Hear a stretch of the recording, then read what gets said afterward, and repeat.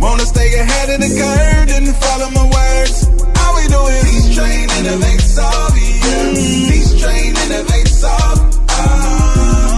If you wanna be ahead of the curve, then follow my words. Good evening, good evening, good evening, everyone. To TTIS, where we build confident, empowered educators through empathy, strategy, giving you practical tools that you can use today.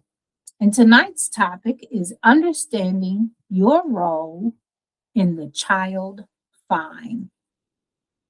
And I made certain that I placed in there SPED 186.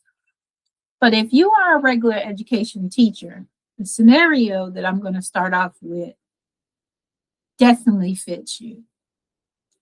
So it's late October. You're rewriting or reviewing writing samples after school. One student's folder catches your attention. Again, you noticed it before, the letter reversals, the slow decoding, the way he or she watches others before attempting anything on their own. They're not disruptive. They're not failing loudly, but they're just quietly behind. So you pause and you wonder, is this developmental? Is this effort? Or is there something more to this? You don't want to overreact. You don't want to label, but you also don't want to ignore what you are seeing. And here's the truth. In that moment, you are standing at the doorway of child find. You're not as a diagnostician, not as someone who determines eligibility, but as the professional who noticed first. And sometimes child find begins with nothing dramatic. It begins with a teacher who refuses to look away. And that's why understanding your role as an educator, particularly those who are servicing special ed in the world of child find.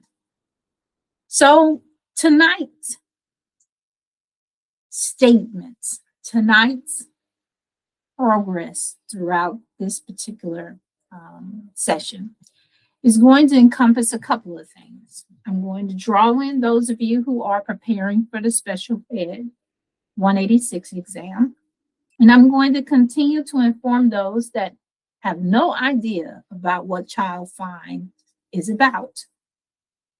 We're going to address that in a couple of different ways. First off, by why it matters, then what it is and what it's not. And then I'm going to drive deeper into what the special education teacher's role is, how it's utilized in essence in action. And then I'm going to infuse some exam tips all throughout, but bring a few more at the end of our time together tonight. So I hope that you're locked in and you're ready to talk about child find, because this is truly why it matters. And child find is not about labeling students. It's about access. It is a civil rights obligation under IDEA, which is the Individuals with Disability Education Act. It ensures that students who may have a disability are identified, located, and evaluated. And according to the technical assistance guidelines, which I'll talk more about later, it is affirmative ongoing obligation of LEAs, which are local educational agencies, to identify these particular children that may be in need of special ed or related services. And so child find is proactive. It should not be reactive. The delay or the inaction can deny services. And special education teachers are not diagnosticians, but they are critical observers and advocates for students in need. And one of the exam signals that I'd like to mention here is that questions will often test you whether or not you understand responsibility versus authority. And that's where you need to be very careful. And as we jump on a little bit further, I want to talk about what it is, child find, and what it's not, so that that's very clear. Child find is an ongoing process. It's required for all children. And in particular, I'm going to mention the ages of 3 to 21, but I'll also talk about from birth to 21. And this includes students who are highly mobile students, could possibly be migrants or homeless students, homeschooled students as well, private school students, students that are in foster care, they're involved in our judicial system, and definitely those who are experiencing academic or behavioral difficulties. But what it's not a single test. It's not a single screener. It's not a teacher diagnosing a disability. It's not a one-time conversation. It should not be something that's only triggered when a student is failing, and definitely not a passive, let's wait and see kind of idea or kind of approach. With LEA, responsibility begins at the age of 3, as I stated before, under idea part B. But the state of Texas documents often state from birth to 21 years of age. And I don't want you to mix this part up, because this is one of the most tested principles on SPED 186. TA explicitly states that the MTSS, which is the multi-tiered system of support, or RTI, response to intervention, sometimes they use those terms interchangeably, may not be used to delay or deny an evaluation if there is a suspicion of a disability. So let me say that clearly. Interventions are not a gatekeeper. If there is a reason to suspect this disability and a reason to suspect that because of that disability, the student may need special ed, then the referral must move forward. Now, there are some reasons why referrals will be the move forward. Let me say that, not referrals, but the move forward once you found the child can be delayed. And I won't go too deep into that, but it has a lot to do about the screening process of vision and hearing screening. But to stay on track, I'm going to say that another exam tip is that if any answer choice suggests a teacher labels, diagnoses, or unilaterally places a student in some sort of program that they think they should be in, it is 100% incorrect. So as we kind of go forward with the understanding what it is and what it's not, I want to talk about the special education teacher's role here. It's listed in competency 1, which is the legal and ethical guidelines that special ed teachers must know in order to pass this state exam. And it states that you must demonstrate knowledge of your special education teacher's role and responsibilities regarding child find. And tonight I'm going to talk to you about what the role is and what it's not. First off, what child find is, your role is to observe and document patterns over time, not in isolated incidents. You as a special education teacher must monitor academic, behavioral, and functional performance. You're going to collaborate with the general education professional. And you may initiate or support referrals, but it's always going to be based on data. This MTSS or RTI is a database discussion, and you are going to participate in this. You can use objective data from the classroom, progress monitoring, and interventions that have been done before. For what purpose? To help to interpret instructional implementations. You're going to share your expertise on these instructional strategies and accommodations that you know are best practices, proven strategies in order to help and to support students to do well in special education. And another very clear thing that needs to happen is for you to use respectful, non-alarming, but clear language with parents when you're talking to them, but never promise outcomes or timelines that you don't control.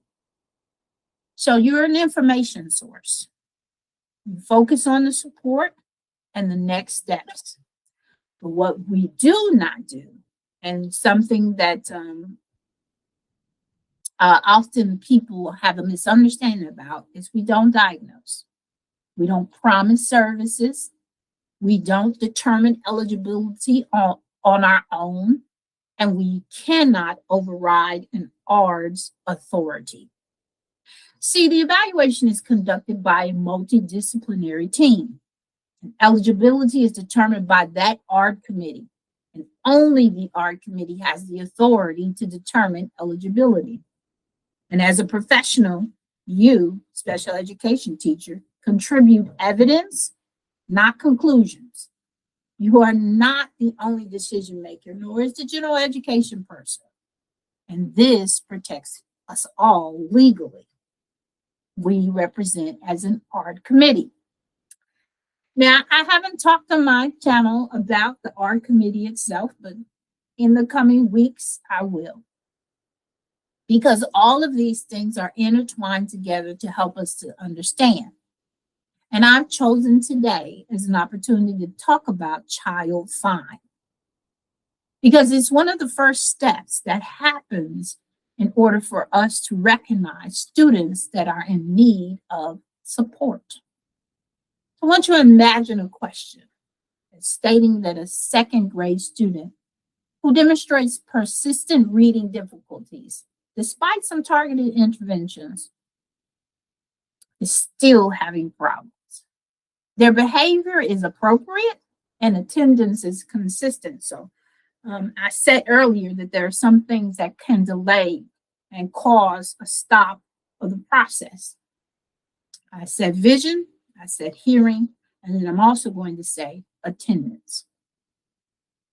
But what does a strong professional response look like? Or a weak response when we're talking about questions in regards to taking the state exam? Well, a strong professional response will look like the fact that you review the intervention data, that you collaborate with the general education teacher, and you bring concerns to the campus problem-solving team. And one of the other strong professional responses is that you support referral decisions using evidence, and not just one type of evidence, but multiple variations of that. What does a weak response to this look like? Well, a weak response looks like waiting another year to see if the students, what's going to happen in that student's life. Telling the family that the child probably has some sort of diagnosis like dyslexia. Giving them that answer without having any particular feedback or data to support that. And then referring without documenting interventions. And that's where that MTSS and RTI comes into play. So when you are looking through this exam, look for answers that emphasize the process, the collaboration that's needed, and most definitely the documentation that's required in order for the child to receive those services. As we go along again tonight, I want to talk about some of the traps that we have seen before, that I see common traps, ways in which decisions can be made, whether they're right or wrong, in that regard. And some of them, I will say, are completely off and wrong. So number one on your screen talks directly about only students that are failing. So there's this idea that passing grades eliminate suspicions of some sort. Well, completely incorrect. Functional performance and access matter in this particular case.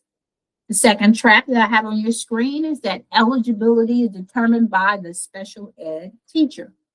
Well, I've said that before, and I want to reiterate this.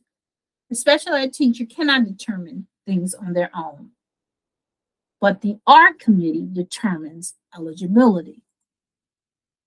And then the third thing is after interventions fail, then we use child find comes into play. Again, that is incorrect. Waiting until interventions are completed before evaluating. No.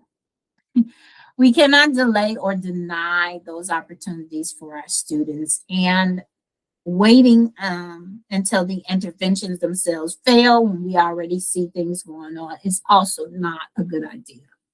A fourth trap that's not on your screen is the medical diagnosis equals automatic eligibility. This is also incorrect. Must meet disability criteria and need special education. And again, that goes deeper into what I want to talk about tonight. But we have some resources available that I will talk to you later about for you to go dive just a little bit deeper into our conversation about child find. Because again, I'm giving you an overview of something that is very deep, very inundated, and has lots of information provided by the state of Texas and the federal government in order to help us to understand child find. Now, what I have on your screen right now is a comparison that talks about Special Education 161 and 186. My purpose here tonight is to show you that there are things that are very different about this exam prior. And that if you are preparing for this exam, you're going to have to go a little bit deeper. Because now, instead of you just being a general special education teacher for EC through 12, they want you to be a specialist. And if using the word specialist means that there are some targeted things that they want you to have knowledge of. And on your screen, I've listed some of those. And child find is not on this one, but child find is all throughout this exam. And so what I've done tonight is give you an overview of child find, because child find is about professional vigilance. As a special education teacher, you serve as a connector. You're ensuring that students are not overlooked and that decisions are grounded in data, collaboration, and ethical practices. And I will also say that your collaboration with general education teachers are going to be very important. You might be the first to notice, or they might be, but child find does not require you to diagnose anything. It requires you to pay attention, to document, to collaborate, as I stated before, and to act within that process. Ergo, you understanding your role. It protects the students' access to this type of services that they may need. It protects the family's rights and your professional integrity. And on SPED 186, it protects your answer choices, is how I'm going to say that. So this short overview that I provided with you tonight, I hope that it sparked and kindled your understanding of child find as a regular education, general education teacher, and as a special education teacher. Because we work hand in hand. It is not all on you as a special education teacher, and it's not all on the general education teacher. And so, again, I place this up to do just a short comparison and making certain that you are aware of the changes that have begun as of last September, and making certain that you are preparing for a much more detailed and application for the exam. Lots of scenarios is basically what I want to say. And as always, I'm thankful for you spending time with me, coming to my station to provide you with information about my beloved profession. I'm grateful for those that have joined our mailing list, and I do want to say thank you for all of the subscribers to this station. I cannot say it enough how grateful I am to be able to continue to utilize the many years of education, 20 plus, actually I should start saying 25 plus years of education that I've had the opportunity to build on. But this short overview is great in itself, but I would love for you to join our mailing list where you're going to get more information as you prepare to pass your exam. And also, I've created a child fine compliance map that I'm going to be sharing this week in a link, an additional link to the Texas Technical Assistance Child Fine Evaluation document. And this document is, I believe, about 50 pages of information about how the child fine process works.